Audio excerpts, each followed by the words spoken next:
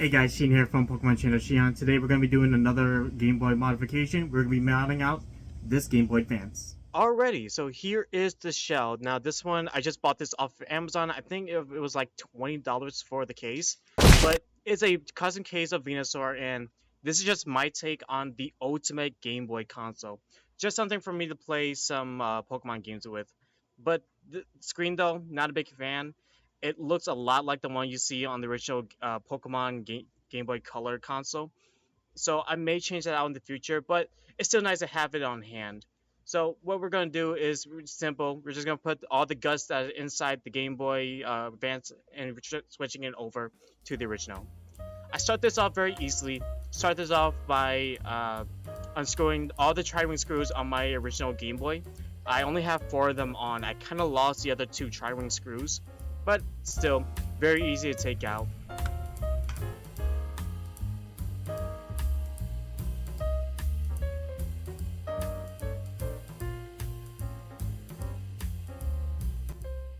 With the motherboard now showing, I carefully remove the shoulder buttons and side rails.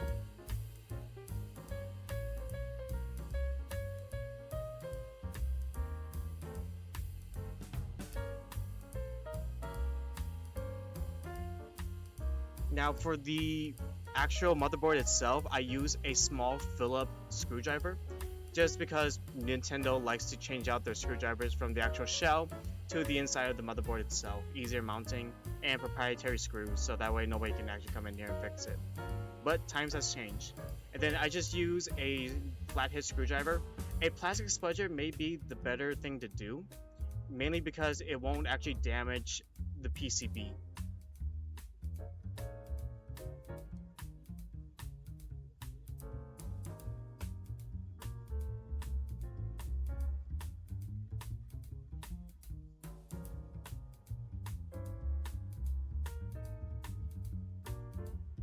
Alrighty, now it's time to put the motherboard into the shell, the Venusaur shell. So first things first, we got to put in the shoulder buttons because these ones have to make sure to make contact with the actual shoulder buttons on the motherboard itself. And then we just put in the buttons and the side rails next.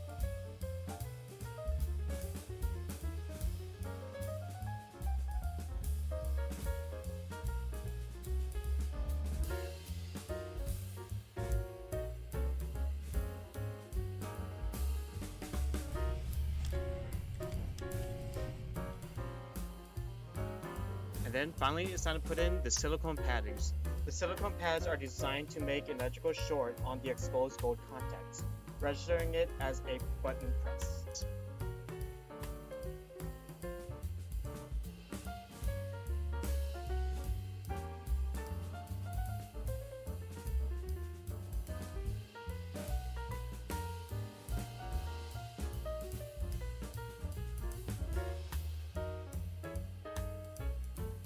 And finally, time for the screen.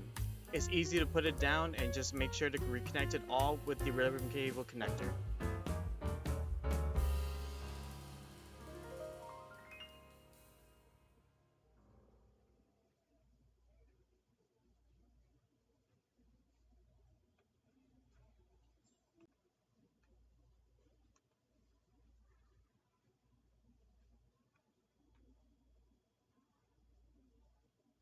It's finally time to place the screws in the motherboard. I struggle to tap the screws in the new plastic post as the shell is freshly molded and shipped.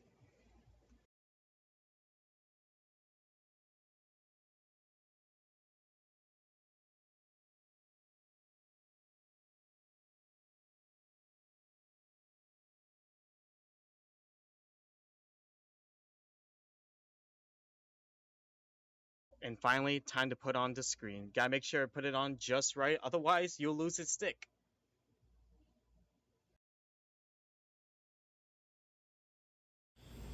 Alrighty, well I'm at work right now, but I brought the Game Boy with me so I can do the final parts of it.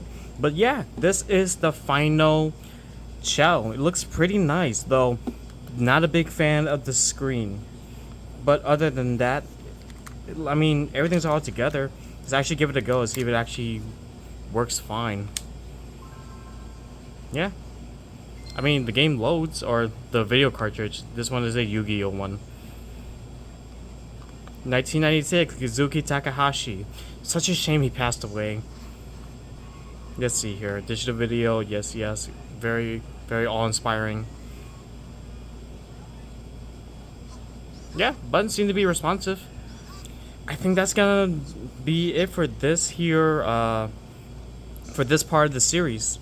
So in the next video, I'm actually gonna work on making the audio amp because it's a little quiet, and I think we can fix that. But yeah, thank you all so much for watching. I'll see you guys in the next video.